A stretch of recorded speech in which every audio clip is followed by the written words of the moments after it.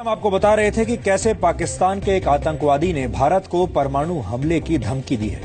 पाकिस्तान भारत पर atom bomb गिराने को बच्चों का खेल समझता है। उसे लगता है कि परमाणु बम 2 मिनट में बनाए जाने वाले नूडल्स की तरह है, लेकिन ये पाकिस्तान की नादानी है। सच ये है कि भारत पर परमाणु हमला करने की सूरत में ज्यादा नुकसान पाकिस्तान का ही होगा।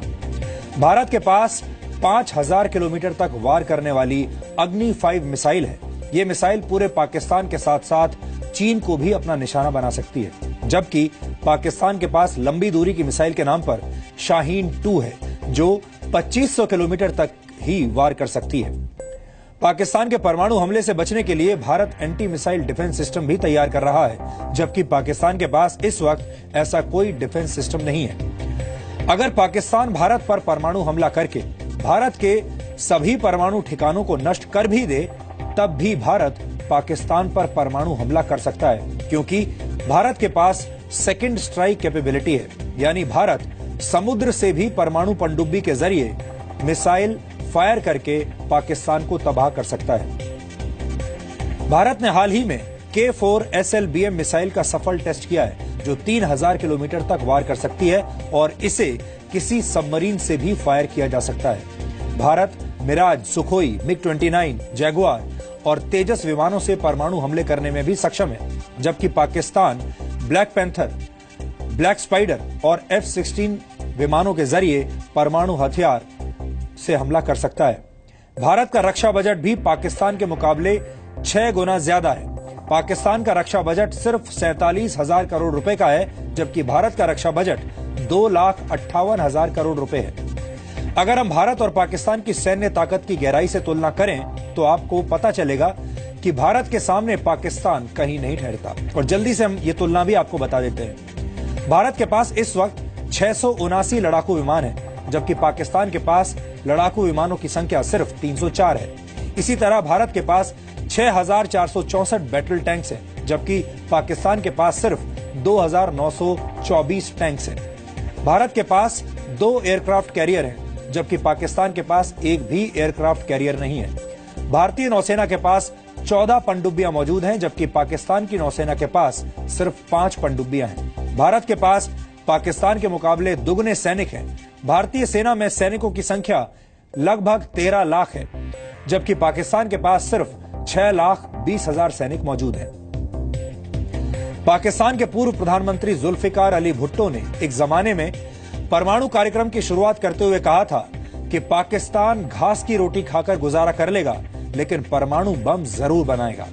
आज हालात यही है कि पाकिस्तान का रक्षा बजट उसके कुल बजट का 19% है, यानी ऐसे ही चलता रहा तो एक दिन पाकिस्तान के लोग सच में घास की रोटी खाने पर मजबूर हो जाएंगे। जेब खाली होने के बावजूद पाकिस्तान को लगता है कि वो भारत को मिनटों में तबाह कर सकता है। ये पाकिस्तान का वो सपना है जो कभी पूरा नहीं होगा। और अब हम आपको अलगाववादियों के उस कैलेंडर के बारे में बताएंगे, जिसमें अलगाववादियों की भारत विरोधी योजनाओं का तारीख दर तारीख विवरण मौजूद है। और मैं आपको बताता हूं, इस वक्त मेरे हाथ में अलगाववादियों द्वारा जारी किया गया विरोध प्रदर्शन वाला एक कैलेंडर है। ये कैलेंडर 6 अगस्त से 12 अगस्त तक का है और खुफिया एजेंसियों के सूत्रों के जरिए हमें इस बारे में जानकारी मिली है। इस कैलेंडर में क्या लिखा है मैं आपको पढ़कर बताऊंगा। इस कैलेंडर में 6 तारीख की योजनाओं के बारे में लिखा गया है और उस दिन अलगाववादी स्थानीय चौराहों पर जमा होंगे और स्थानीय मस्जिदों से आजादी के तराने बजाए जाएंगे। इसी तरह 7 अगस्त की योजना के मुताबिक आसपास के मोहल्लों में साफ सफाई की योजना का जिक्र है और साथ ही शांतिपूर्वक विरोध प्रदर्शन की बात भी कही गई है। अलगाववादी शांतिपूर्वक विरोध प्रदर्शन को कितनी गंभीरता से लेते हैं, इसका अंदाजा आप 8 तारीख की योजना से लगा सकते हैं। इस कैलेंडर में 8 तारीख को सभी सरकारी कर्मचारियों को नौकरी पर जाने से रोकने की अपील की गई है। इसी तरह 9 अगस्त को यानी कल महिलाओं द्वारा भारत विरोधी प्रदर्शन करवाए जाने की योजना है, जबकि 10 अगस्त को काले झंडों के साथ प्रदर्शन करने के लिए कहा गया है। 11 तारीख की योजना में कहा गया है कि पोस्टरों के जरिए भारत का समर्थन करने वाले राजनेताओं और सरपंचों से इस्तीफा देने की अपील की जाएगी और 12 अगस्त को चौक और चौराहों पर भी विरोध प्रदर्शन के साथ साथ स्थानीय मस्जिदों द्वारा आजादी के हक में बातें किए जाने की योजना बनाई गई है। ये सब कुछ 15 अगस्त को मनाए जाने वाले स्वतंत्रता दिवस से पहले किया जा रहा है। और अब मैं आपको बताता हूं, मेरे हाथ में इस पूरे स्केड्यूल की एक कॉपी है। इसमें लिखा है जॉइंट प्रोटेस्ट प्रोग्राम फ्रॉम 6 अगस्त टू 12 अगस्त। लेकिन इसमें जो खास बात है, जो ध्यान देने वाली बातें हैं, वो ये है। देखिए, 6 अगस्त में लिखा है protest peacefully, play Islamic and आजादी तरानाज इन मस्जिद्स। इस पर आपको गौर करना चाहिए, ऐसा क्यों लिखा है। फिर एक और जगह 8 अगस्त के स्केड्यूल में लिखा है ensure that no employee is able to join the duty, यानी उस दिन कोई भी सरकारी कर्मचारी ड्यूटी पर ना जा सके। इसके बाद 9 अगस्त को भी एक सेंटेंस है जो लिखा है जिसमें प्ले इस्लामिक एंड आजादी तरानाज इन मस्जिद्स।